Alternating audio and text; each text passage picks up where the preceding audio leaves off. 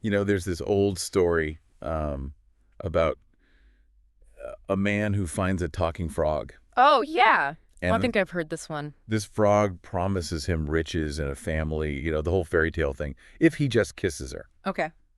But get this. Yeah. The man keeps the frog as a pet. It's like Hmm. he knew something we didn't Right. about how valuable the situation was. Interesting. It really makes me think, Yeah. are we doing the same thing with AI in education? Yeah. Are we so focused on the novelty Yeah. that we're missing out on real transformation? Oh, that's a great analogy. And it really gets at what we're diving into today with Dan Fitzpatrick's Infinite Education. Yeah. We also have some research on decentralized learning models Right. and a few articles on AI's role in society. Okay. Our goal today is to really unpack how traditional education, what Fitzpatrick calls a finite game, might be holding us back in an AI-driven world. Okay, so let's unpack this finite game idea. Yeah.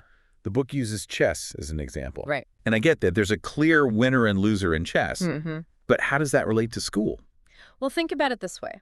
Traditional education often focuses on short-term goals. Okay. Grades, test scores, Mm-hmm. getting into the right college. Right. It's like we're teaching kids to be expert chess players, but the game has changed. Yeah. The world they're graduating into needs different skills. So what's the alternative? What does this infinite game of education look like? Fitzpatrick argues that it's about shifting the focus from winning Right. to continuous learning, growth, creativity, critical thinking, Right. and the ability to adapt to, well, a constantly evolving world. Okay. You I know? like that. It's less about memorizing facts and more about learning how to learn. But honestly, it feels like a lot of schools are stuck in that old chess game mentality. It's true. The sources we have today actually highlight a pretty alarming statistic. Okay. Over 70% of teachers haven't received any professional development on integrating AI into the classroom. Wow.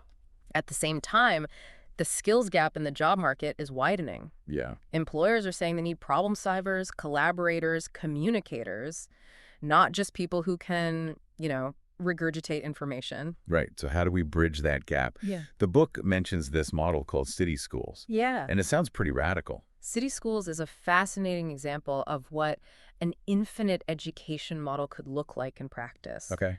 Essentially, they're turning entire cities into learning ecosystems. Okay. Students work on real-world projects, collaborating with local experts. Their learning is seamlessly integrated into their communities. Yeah, I loved that example from Tiberias, Israel. Oh, yeah. Students were actually helping to manage an archaeological park. Mm-hmm. It's like they're not just learning about history. They're becoming active participants in preserving it. Exactly. What are some of the key principles that make city schools successful? Well, definitely this idea of blurring the lines between the classroom and the real world. Okay. Another is a focus on problem solving and project-based learning. Yeah. They're also incredibly flexible in terms of schedules and learning pathways. It's about meeting students where they are and empowering them to take ownership of their learning. Right. What's really interesting is that it's not just about technology, it's about a philosophical shift in how we think about education. Speaking of shifts, the book describes AI as a new species co-evolving with humans. Mm-hmm. It's a bit mind-blowing when you think about it. It really is. We're seeing this rapid adoption of AI tools like ChatGPT and Google Gemini. Yeah. In fact, the research indicates that a third of Americans use AI weekly. Wow. And in education specifically, Right. almost half of teachers and students are incorporating AI chatbots into their weekly routines. Mm. This isn't some far-off future. It's happening now. Yeah. And that brings up a big question. Mm. How do we prepare students for a world where AI isn't just a tool, but a distinct form of intelligence? I mean, we've all seen what these AI programs can do. The sources we're looking at today are pretty clear on one point.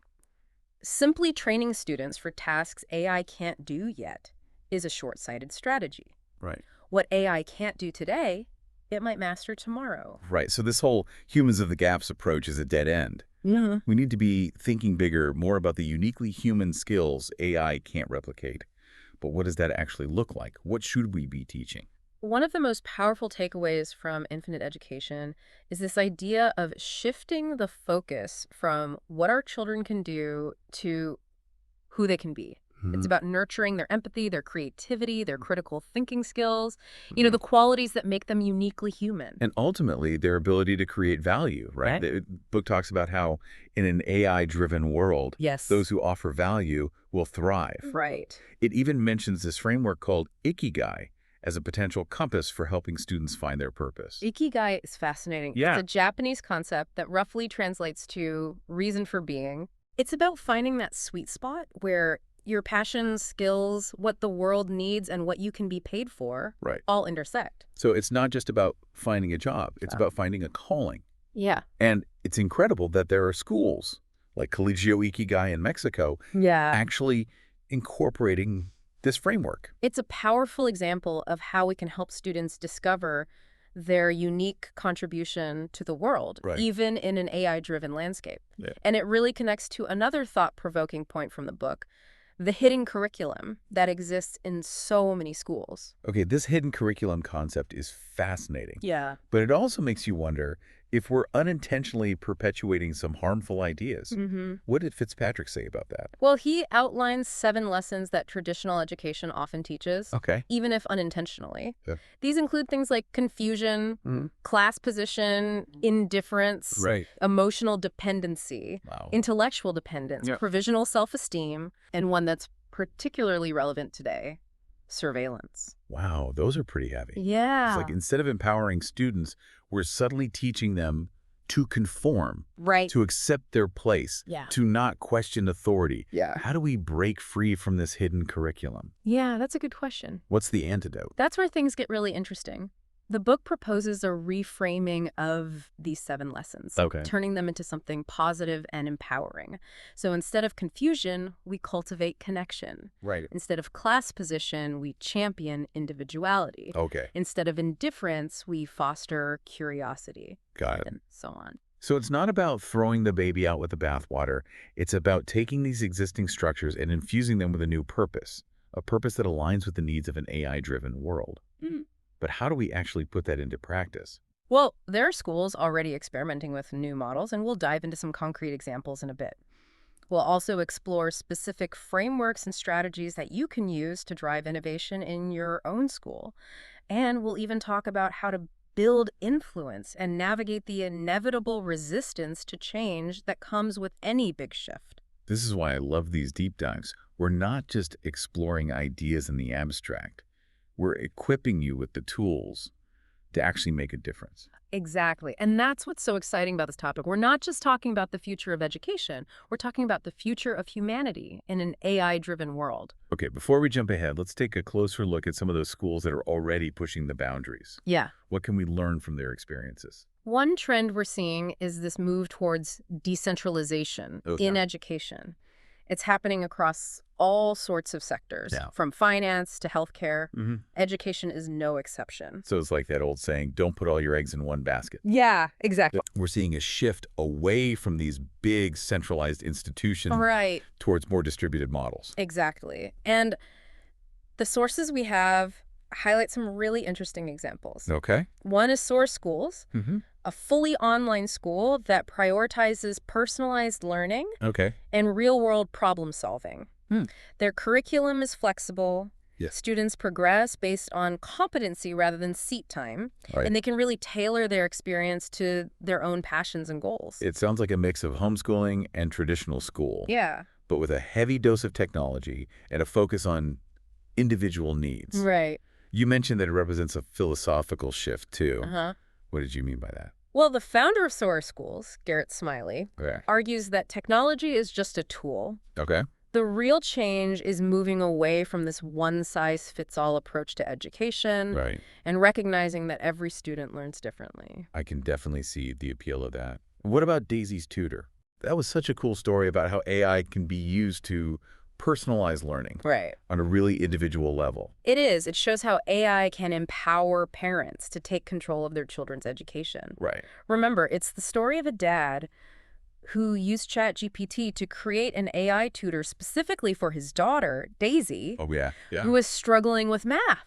And he made it super engaging for her Right. by incorporating her love of dogs into the lessons. Yeah. Right. I love that he was able to make learning fun and effective for her. Yeah. It's a great example of how we can use AI to personalize education in a way that traditional schools often struggle to do. Absolutely. He essentially decentralized the role of the teacher, Right. bringing personalized instruction into his own home. Hmm.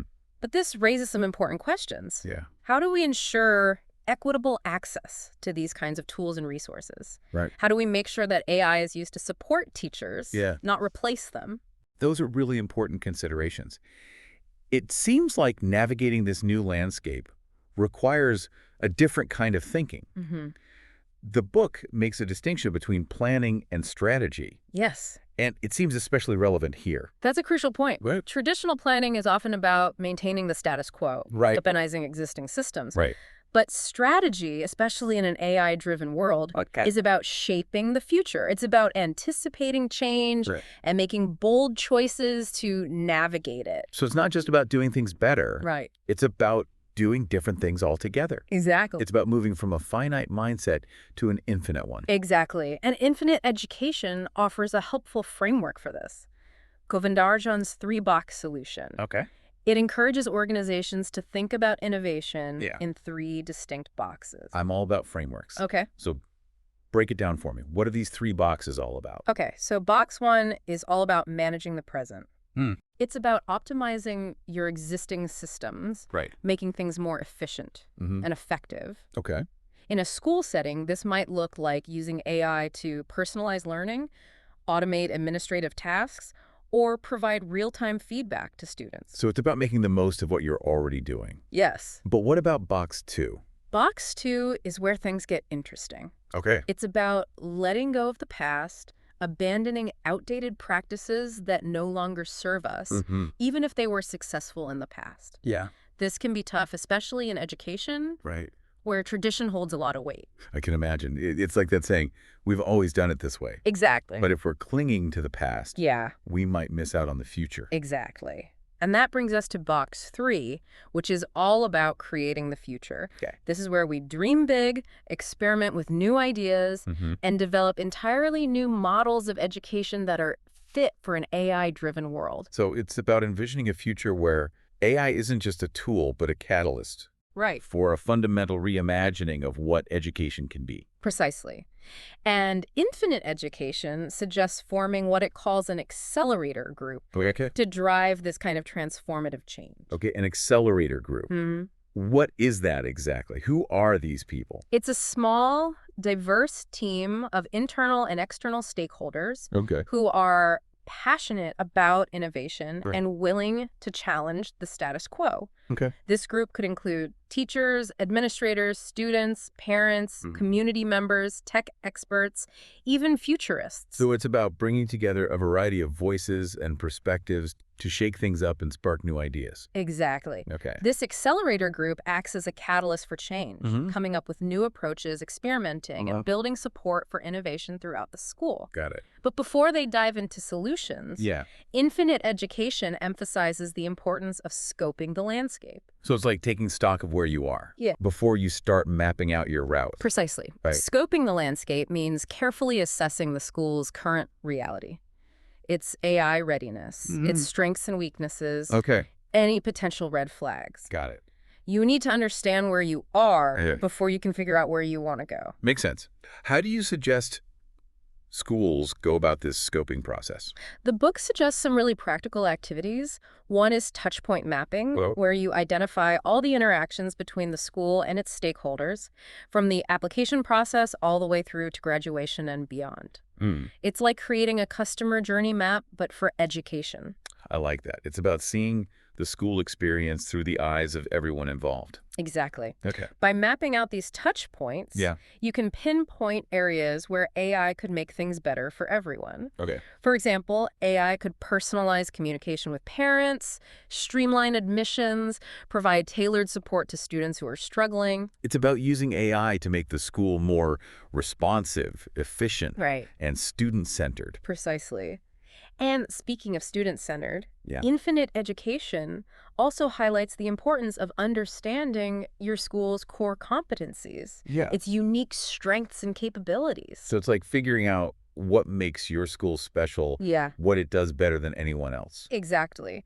And the book argues that these core competencies should be the foundation for innovation. Okay. It's about leveraging what you already do well Right. and building upon those strengths to create something new and even more powerful. So it's about evolving, Mm-hmm. not abandoning what Yeah. makes your school unique. Exactly. You're not throwing the baby out with the bathwater. Right. And once you have a clear understanding of your school's current reality, its strengths, its areas for growth, then you can start to shape a vision for the future.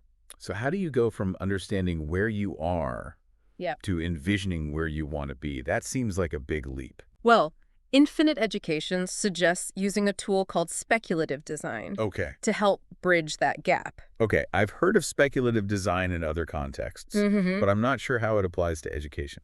Can you explain? Sure. Speculative design is all about using fictional scenarios Okay. to explore potential futures. It's about challenging assumptions Right. and opening up new possibilities. It's like asking what-if questions, Right. but in a very intentional and structured way. So instead of just brainstorming randomly, you're Oh. creating specific scenarios, even if they seem a bit out there. Exactly. Okay. And the book provides some examples of how this could work in schools. Okay. You could ask, what if all learning happened outside the classroom? Hmm. What if every student had access to an AI tutor personalized to their needs? Right. What if grades were abolished altogether? Wow, those are some bold questions. I can see how that would get people thinking differently about the future of education. Yeah. But once you've gone through this speculative design process, what's next? How do you translate those what-ifs into concrete action? That's where you move from exploring possibilities to defining a clear direction. Okay. Infinite Education emphasizes the importance of crafting a statement of intent, Right. a concise declaration of your school's vision for the future. So it's like a mission statement, Yeah, but with a more futuristic, aspirational feel. exactly. And it needs to be more than just words on paper. Right. It should capture the essence of what you want to achieve Mm-hmm. and inspire others to join you on this journey of transformation. Okay. It should be ambitious but achievable, something that stretches your school's capabilities while remaining grounded in reality. It's about setting a high bar, but also making sure you have a plan to reach it. Right. So once you have this statement of intent, this clear vision of the future, what happens next? Then it's time to get down to brass tacks Okay. and identify the innovation gap. That's the difference between where your school is now Right. and where you want it to be. It's about figuring out what needs to change to make that vision a reality. And I imagine that can be a pretty daunting task, Yeah. especially when you're talking about something as complex as education in an AI-driven world. Where do you even begin to address that gap? Infinite Education offers a practical framework called 2ROP. Right. Test, refine, adjust, pivot Right. to help schools navigate this process. Okay. I remember us touching on this earlier. Mhm. Can you remind me how TUAP works? Absolutely. Okay. TROP is all about taking an agile and iterative approach to innovation. Okay. It's about starting small, experimenting with new ideas, Yeah. gathering feedback, Right. making adjustments along the way, Yeah. and even being willing to pivot entirely if something isn't working. It sounds like it's less about creating a perfect plan up front Exactly. and more about embracing uncertainty Right. and adapting as you go. Exactly. And it's not just about the technical aspects of implementation. Right. It's about people. Yeah. Infinite Education emphasizes the importance of building influence and motivating others to embrace the change. Because change can be scary, Yeah, especially in a field like education that's often steeped in tradition. absolutely. And that's why the book makes a distinction between persuasion Okay. and influence. Okay. Persuasion is about convincing people to do something, Right. while influence is about inspiring them to want to do something. So it's about more than just getting people on board. Yeah. It's about getting them excited about the journey, Right. about making them feel like they're part of something bigger than themselves. Exactly. It's about creating a movement, Mhm. not just implementing a plan. This is all incredibly insightful, but Yeah. I'm curious, how do you address those who are resistant to change, those who cling to the old ways of doing things? That's a great question. And Infinite Education acknowledges that resistance is inevitable, Yeah. but it offers strategies for addressing it. Okay. For example, understanding the root cause of that resistance, communicating clearly and consistently, providing opportunities for people to voice their concerns and contribute their ideas. So it's about turning resistance into an opportunity for dialogue and growth. Exactly. It's about turning naysayers into collaborators. This all ties back to that shift from a finite to an infinite mindset. It's about seeing challenges not as roadblocks, but as opportunities for learning and growth. Absolutely. And speaking of growth, infinite education introduces a powerful framework called the eco-cycle, which helps us understand the natural cycles of growth, renewal, and decay that happen in any system. Okay, I'm intrigued. How does this eco-cycle framework apply to schools? Well, think of your school as an ecosystem. Okay. The eco-cycle helps you see where your energy is flowing, what practices are thriving, what's starting to become stagnant, and what needs to be let go of to make space for new growth. I like that analogy. It's like tending a garden. Exactly. You have to prune back certain plants to allow others to flourish. Exactly. And infinite education emphasizes that this process of renewal needs to happen at all levels of the school. So you're not just talking about individual teachers or classrooms. We're talking about the school as a whole. Precisely. There's the micro level of the classroom, the meso level of departments and teams, and the macro level of the entire school. And all of these levels need to be aligned for real transformation to occur. It's like that saying, a chain's only as strong as its weakest link. You need alignment across all levels of the system for it to function effectively. And speaking of systems, the book introduces a concept called panarchy.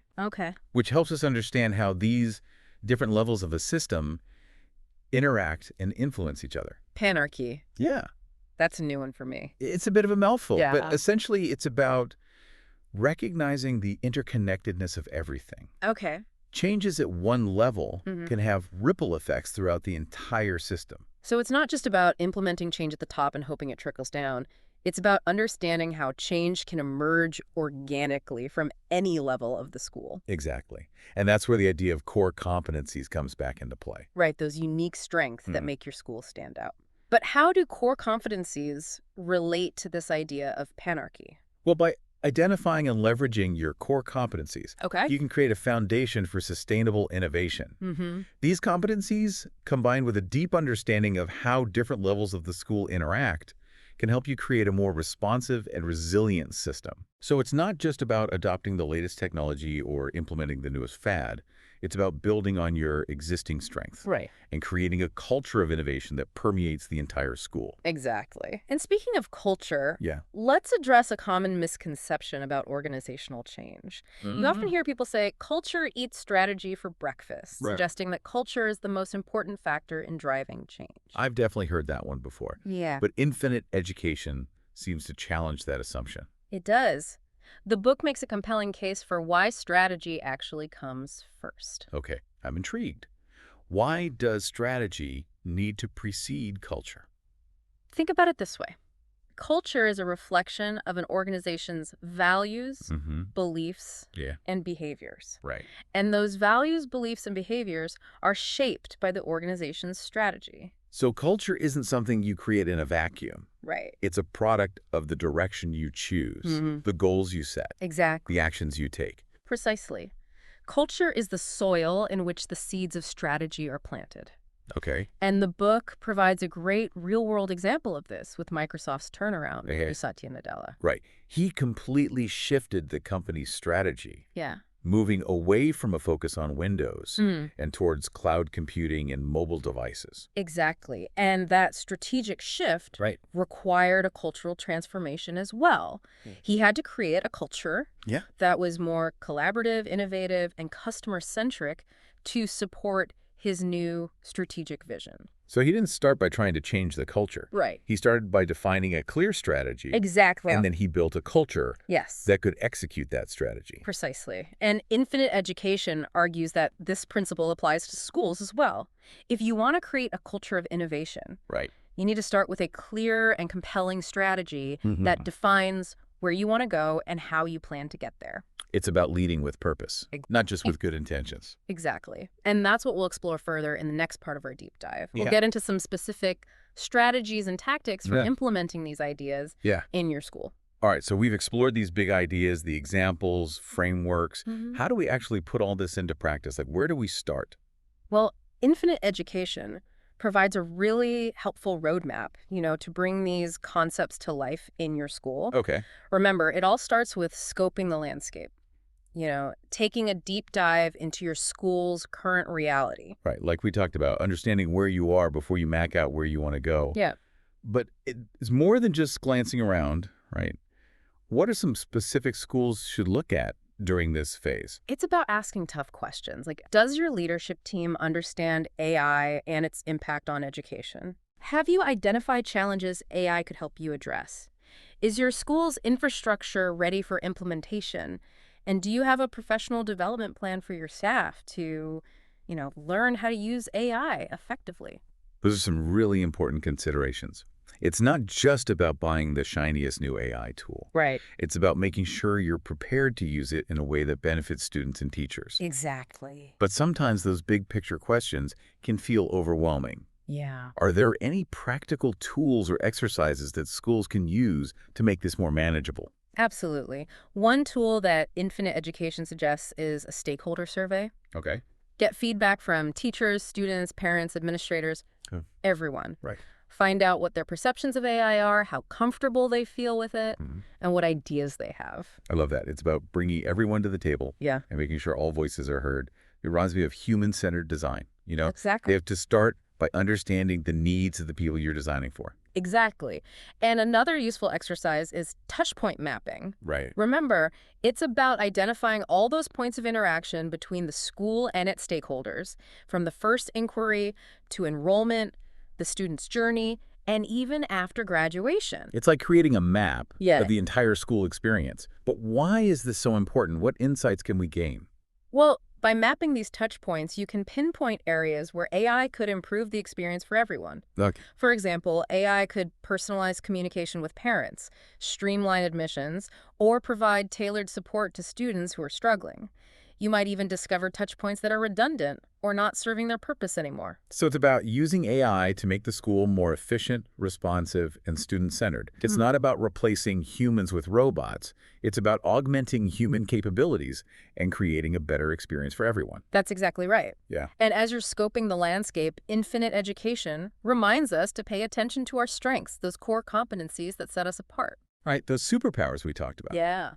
But how do we actually identify our core competencies? Sometimes it's hard to see the forest for the trees, when you're so immersed in the day-to-day.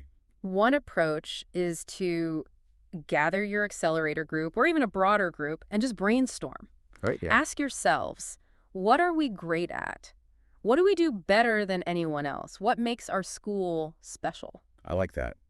Sometimes it takes stepping back and asking those fundamental questions to really understand what makes your school tick. Yeah, absolutely. But once you've identified those core competencies, what do you do with them? Right. How do you make sure they're not just nice words on a website, but actually driving innovation and growth?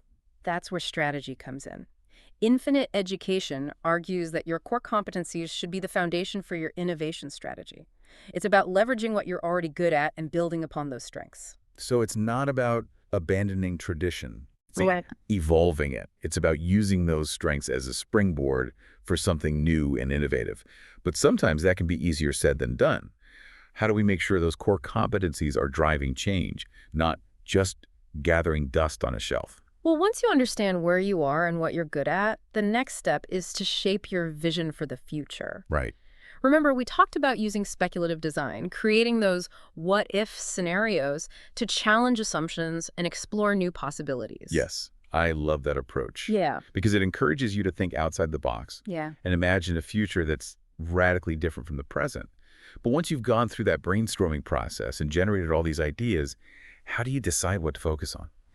That's where you craft your statement of intent. This is a concise and compelling declaration of your school's vision. Okay. It should capture what you want to achieve Right. and inspire others to join you on this journey. So it's like a rallying cry, Yeah. a North Star that guides your efforts.